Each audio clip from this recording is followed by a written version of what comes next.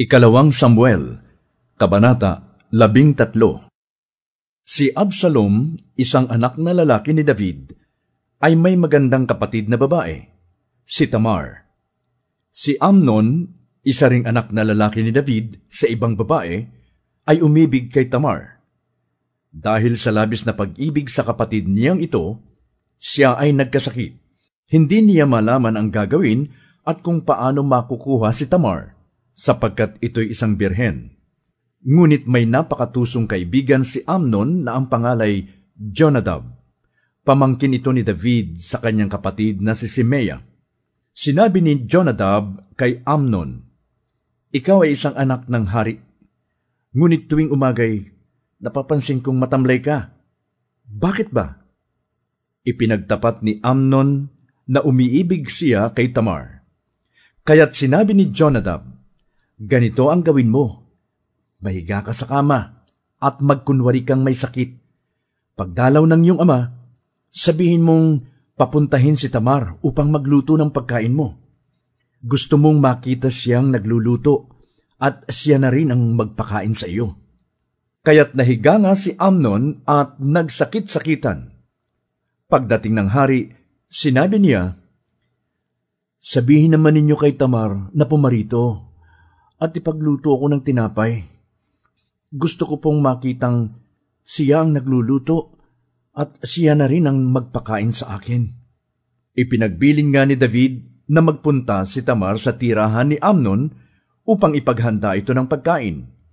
Nagpunta naman si Tamar at dinatnan niya itong nakahiga. Kumuha siya ng minasang harina at nagluto ng ilang tinapay habang pinagmamasdan siya ni Amnon. Kinuha niya ito sa kawali at inihain kay Amnon. Ngunit ayaw nitong kumain. Inutusan niyang lumabas ang lahat maliban kay Tamar. Pagkatapos, sinabi niya, "Tamar, dalhin mo rito sa silid ang pagkain at subuan mo ko." Dinala nga niya sa silid ang pagkain ni Amnon. Nang ibibigay na ito sa kanya, biglang hinawakan ni Amnon ang kamay ni Tamar at sinabi, "Sumiping ka sa akin, kapatid ko." "Huwag, kapatid ko," sabi ng dalaga. "Huwag mo akong halayin. Hindi iyan pinahihintulutan sa bayang Israel. Huwag mong gawin ang kahalayang ito. Lalabas akong kahiya-hiya sa buong Israel. At ikaw, ano pa ang mukhang ihaharap mo sa mga tao? Bakit hindi ka nalang magsabi sa hari? Palagay ko'y hindi siya tututol. Napakasalan mo ako." Ngunit hindi nakinig si Amnon at dahil mas malakas siya, nagawa niyang pagsamantalahan si Tamar.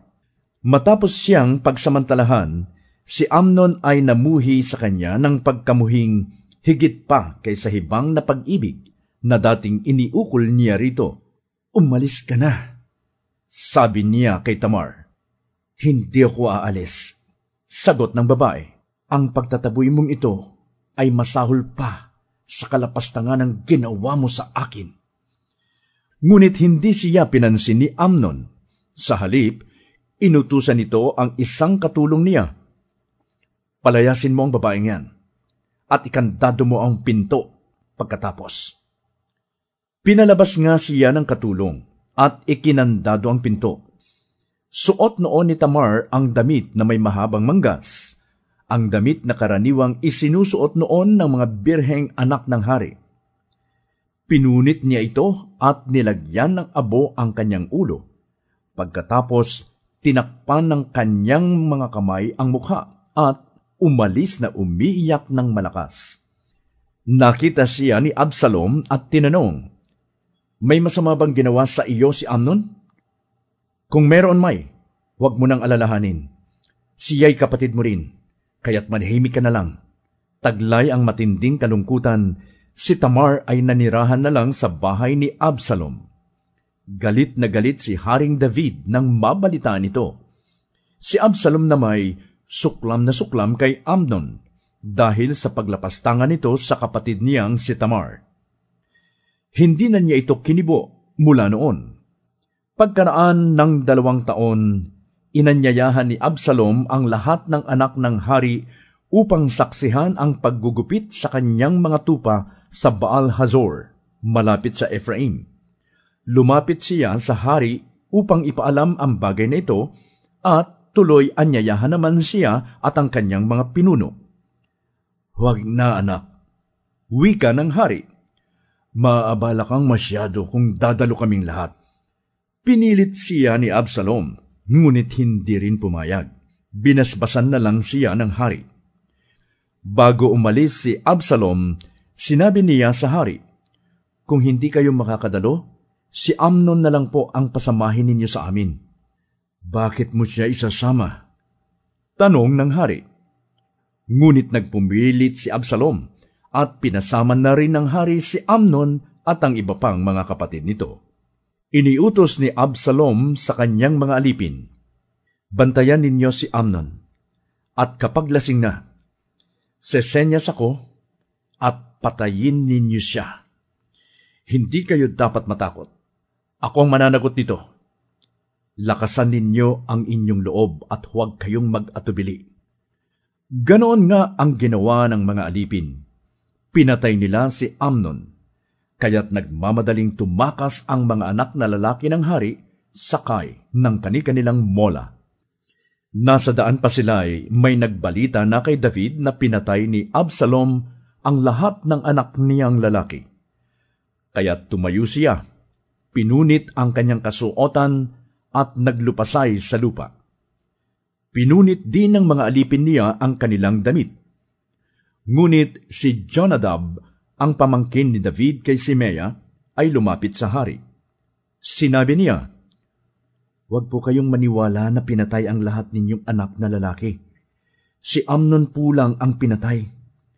Siya po lamang ang pinag-initan ni Absalom mula ng pagsamantalahan niya si Tamar. Kaya huwag po kayong maniwala sa balitang yon. Talaga pong si Amnon lamang ang pinatay." Samantala, si Absalom ay tumakas matapos ipapatay si Amnon.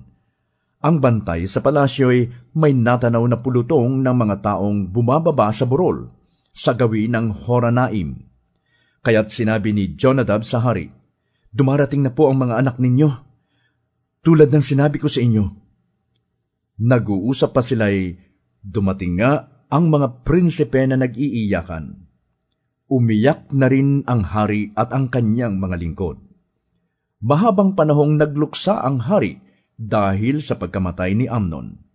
Si Absalom namay nagtago kina Talmai, anak ng haring Amihud ng Gesur. 3 taon siyang nagtago roon. Pagkalipas ng pagdadalamhati ng hari sa pagkamatay ni Amnon, nanabik siyang makita si Absalom.